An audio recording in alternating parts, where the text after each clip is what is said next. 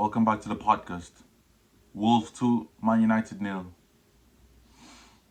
Man United, 18 games played this season. 6 wins, 4 draws, and 8 losses. I don't think you heard me properly. I said Man United this season, 18 games played in the league. 6 wins, 4 draws, and 8 losses. Let that sink in. Let that sink in.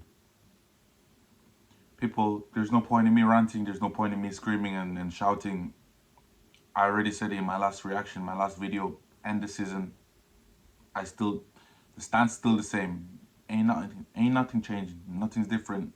End the season. End the season. A lot of the players are just self-destructing.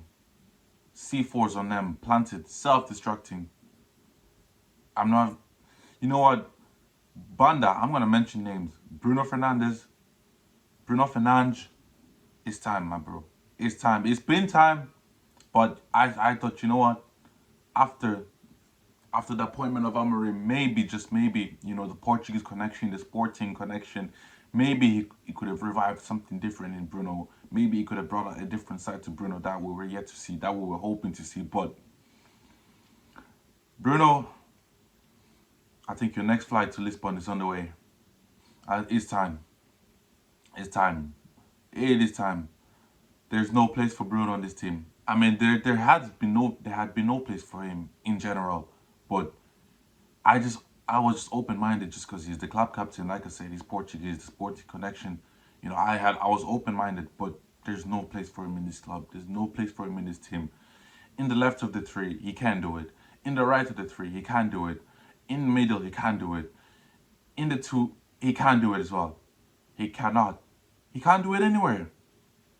And unfortunately, and it's sad that Amorim is just trying to shoehorn him over and over again.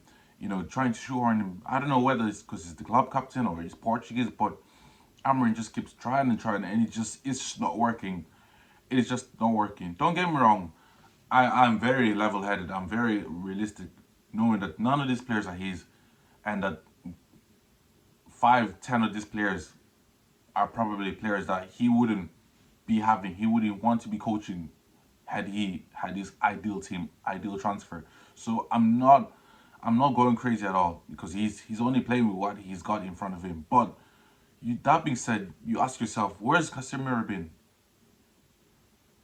5, 6, 7 games, Casemiro's been nowhere to be seen. And he's not been injured. He's not been away for personal reasons. He's not been ill. He's been available, but he's just been nowhere to be seen. This is why I don't understand. This is the problem I have. Where has Casemiro been? What wrong has Casemiro done to not warrant a start, to not warrant an appearance at all during these last couple of games? It just doesn't make any sense. When you see Bruno self-destructing game in, game out, you beg and ask these kind of questions. Bruno, like I said, I don't even want to be talking too much about him because I have a video about him coming up, an analysis video on him, but he's not captain material. He's not captain worthy. This is not a man that you want to be going to the trenches with.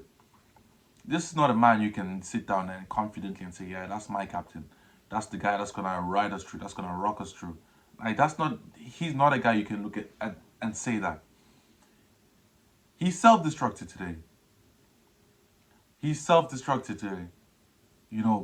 The first foul, stupid. No need for it. Yes, Cunha's a baller. Cunha's a good player. But in that position, there's no need for you to do that. There's no need to be stretching a trailing leg at Cunha. There's no need for that. It's not even, you can't even call it a tactical foul because we were not under pressure at that point. It was not a counter-attack. Just for no reason. And then the second half, not even 5 minutes in. Sloppy. Studs up. Studs showing. This is his third sending off of the season. This is stupid. This is not captain material like. What kind of a captain does this? Put the red card aside. He had a shit game. He was awful. Losing the ball. Hollywood passes for no reason, out of nowhere. When he's getting the ball with his back to goal, he can't control it. He can't pass. He can't dribble. Not press resistant. Just An absolute shit show of a performance. Game bundled off the ball, game bullied off the ball too easily. Oh, just a shit performance. Absolute shit performance from Bruno. He lost us the game. I don't care what anyone says, he lost us the game.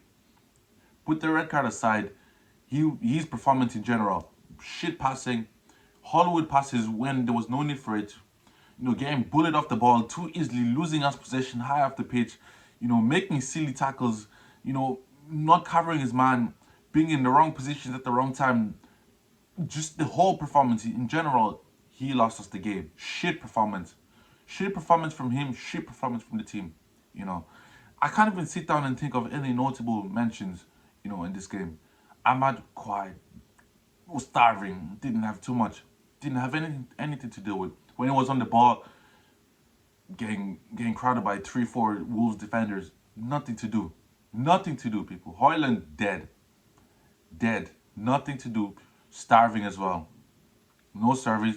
When he gets the ball, I expect a little bit of quality. Nothing. Nothing. I see him getting mad at Ahmad for not passing to him, but I ask myself, even if he passes to you, what are you gonna do? What are you gonna do? You've not shown me, you've not given me any reason to think that you're gonna do anything, you're gonna make anything work, whether you get a ball or not. So non-existent. Most of our performances, most of our players this game, shit show. Absolute shit show, people. Mazraoui, not great again. Sloppy on the ball. Defensively, he looked okay, but on the ball, sloppy at times. Maguire was okay. Lissandro was okay. Midfield two, Ugarte and Kobe Mainu. I, people. People. I don't know. I don't know. I love Kobe Mainu as a player. He didn't have a great game today. He didn't have a great game. Maybe that position is just not for him, playing in the midfield too. Maybe just not. There's just not enough protection for him. Defensively himself, he doesn't have that awareness. He doesn't have that knowledge as well to know who to track, to know what positions to be in. I mean, he's only 19, so I'm not going crazy at him. Playing in a midfield too, specifically, you need experience. You need to experience in that position to know. You need to be there around those positions to know what to do, when to go, who to pass, when to pass, how to pass, where to position yourself, when to track, when to drop down. He's not had that. Last season was his first full season of men's football. So he's still very fresh, very new to this football thing. To this men's football thing. So playing him in the midfield too clearly is not working. He doesn't have the defensive awareness.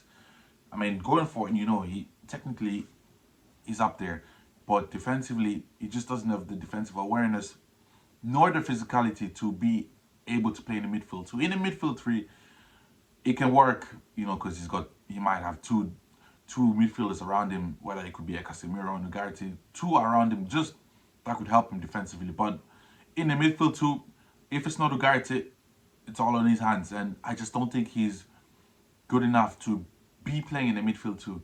I'm not saying he's a shit player now. I love Kobe Mainu, and he's got every right to be able to start. I think he's got what it takes to be a starter at this club. But in that midfield too, I just think unless we find some pairing for him that could work, I just think we're just gonna see him getting exposed game in, game out, game in, game out, and it's sad to see because this is a good player. I don't want to be coming out talking like this about a player as good as Kobe Mainu, but I have to be honest. I have to analyze every game as they come. Just because I like a player doesn't mean I'm just gonna brush and mask their performance under the carpet. It doesn't work like that. So Ugarte had to do the job of 2, 3 players. So you know what you're gonna get with Ugarte. A lot of running, a lot of defensive work, a lot of trying to nick the ball off players and then pass it short, pass it 5 yards, pass it simple. You know, he was all right. Overall, I mean, like I said, people, there's not too much I can even say on the performance. All I can say for those who didn't watch the game, shit performance. Don't bother watching the highlights. Don't bother watching the replays. We didn't do anything to deserve a win, let alone a draw. You know, overall we were shit. The Wolves goal, I mean, the first goal, another set piece again. Guys, this is the seventh game, I think, sixth, seventh game running where We fucking conceded from a set piece. What is going on? What is going on with our set piece coaches? 6, 7 games running conceding from a set piece, from a corner. It does not make sense. What's the defensive shape? Where's the defensive? Where's the defensive line in the corner? How's Onana in between two Wolves players when the corner has been taken? That don't make sense. How? Where's everyone else? Who's covering Onana? Who's protecting him? What a shit show. What a shambles. I mean, the second goal, it doesn't really matter. The game was done at that point, you know. The game was finished at that point. We had to throw caution to the wind anyways at that point in the game. So considering the second goal that late doesn't really bother me. The game was already done. But that first goal, I mean, come on, guys. Where's everyone else? Where's Maguire? Where's Hoyland? All these big players, these tall 6'3", 6 foot. Where are they at?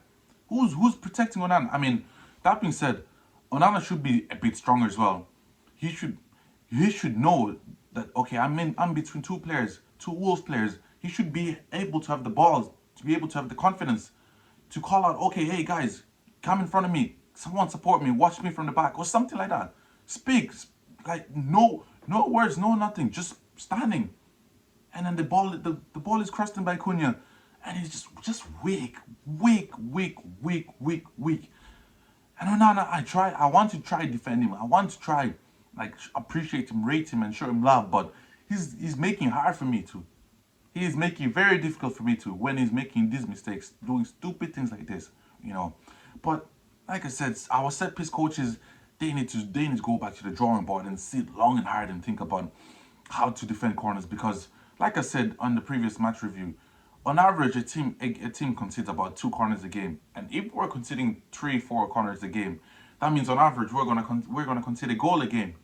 Basically, we're gonna concede a goal a game. Every game we're gonna concede if we're gonna concede about 3 corners a game, which is bullshit. To get to the top level, you cannot have such a weakness. This is too big of a weakness to be having at this top level. A club of Man United stature, it's not good enough, people.